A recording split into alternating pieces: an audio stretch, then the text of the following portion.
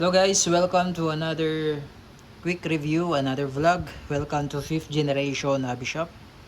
By the way, shoutout po kay Sir Mike. Ang video na ito ay para kay Sir Mike. This is the Crossman 1322 multi-pump airgun pistol caliber 22. Ang bala po nito ay caliber 22 lead pellets o yung tingga. Tapos dibomba siya. So buksan na natin.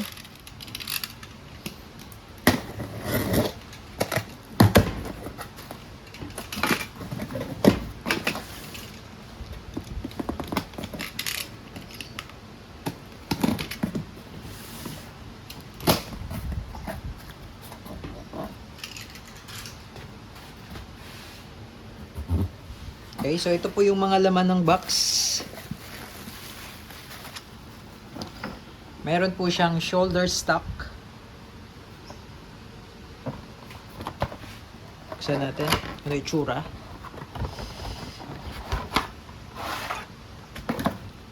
Shoulder stock.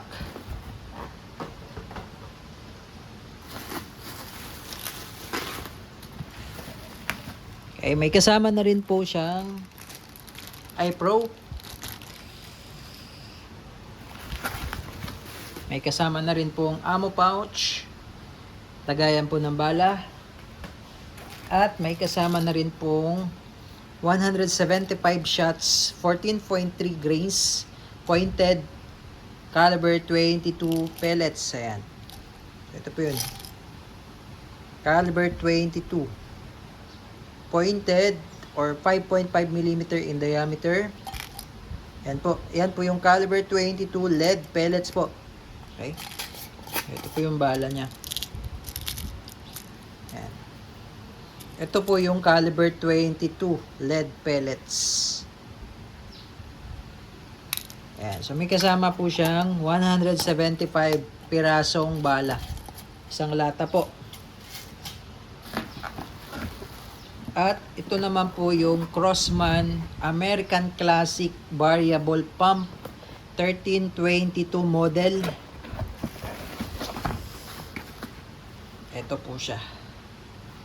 At ito naman po yung owner's manual. Ayan. So bali po yung pinakita ko po na shoulder stock, dito po yun. Ganyan po. So bali i-remove nyo lang yung screw, dalawang screw na yan sa grip. Tapos ipapasok nyo po dito. So magiging ganyan po yan. Parang rifle type po siya. Ayan. So bali ito pong Crossman 1322, hindi na po kailangan ng CO2. Okay, so ipapump nyo lang po, no? Instead of foot pump, ito po ay hand pump. Ayan, ipapump nyo po siya manual. Bali, ipapump nyo siya minimum 3 pumps. Tapos, maximum po ng 10 pumps. Ayan. Ito naman po yung bolt. Bolt action po siya, single shot. Ayan. So, dito po natin ilo-load yung bala. Yung caliber 22 pellets. Ayan. Tapos, nandito naman po yung kanyang safety. Ayan. So, ngayon po, naka-safe yan. Ito naman po, yung fire. Ito naman po yung safe. Ayan, naka-safe po yan. Ilalagay natin sa fire. Ayan, mayroon naman po indicator yan. Ayan po, push fire. Nandito naman sa kabila, push safe. Ayan. So, fire. Ayan, 3 pumps lang po yun. Pwede nyo rin pong i-pump 10 pumps maximum. Pero wag nyo lang pong isasagad po ng yung sosobrahan nyo po ng sobra po sa 10, 4, 5. So, hindi nyo na po dito kailangan ng CO2. So, ipapump nyo lang. Regardless of the pump, isang putok lang po yun. So, kung 10 pumps, isang putok. Kung 5 pumps, isang putok lang din po. Regardless of the pump, isang putok lang po. Bawat pump. Nga lang, pag ipapump nyo po ng mas marami, mas malakas po siya. Kung ipapump nyo lang, halimbawa 3 pump, medyo mahina lang. So, ang 10 pump nasa almost 600 EPS. Pero ang 3 pumps nasa 400 EPS. Ayan. So, mas maganda siya. Pwede rin siyang pistol. Pwede rin siyang maging rifle type. Pag nilagay nyo po yung shoulder stock. Ayan. Okay, so testing natin. Papump natin ng 5 pumps.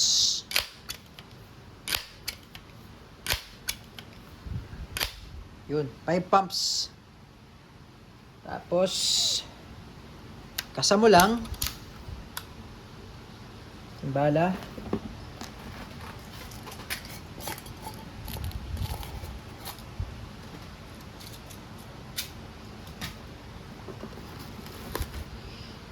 And then load. Yan. Then lock. And then you're ready to fire. So nakalagay naman siya sa fire. Lagay muna natin siya sa safe. Okay. Okay, so ito po yung ating target. Try natin kung bubutasin niya ba to. Makapal to eh.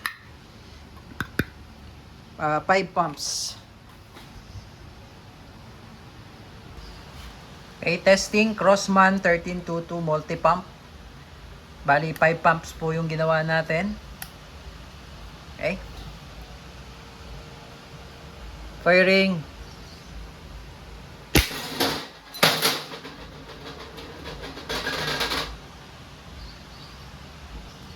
Okay, so ito po yung result sa 5 pumps. Hindi siya tumagos, pero may malaking dents. Okay, may malaking dent siya. Subukan naman po natin yung maximum 10 pumps. Okay, so mag-pump tayo ng 10. 2, 3, 4, 5, 6, 7, 8, 9, 10. Okay, so hanggang 10 lang po. Huwag nyo pong sosobrahan po.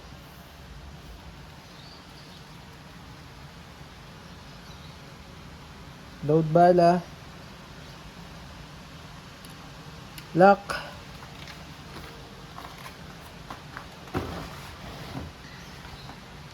Okay, 10 pumps. Firing.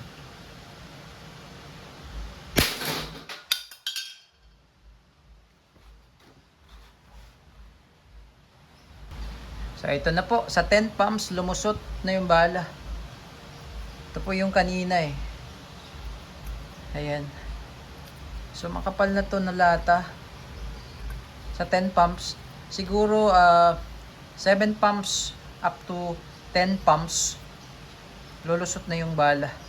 Pero depende pa rin po yun sa distance kung medyo malayo na po. Ayan. So yun po ang kagandahan dito. Kasi hindi nyo na kailangan dito ng CO2. Ipapump nyo na lang. Bala na lang po ang bibilin nyo. Ayan. Crossman 1322 model American Classic. Variable pump airgun pistol.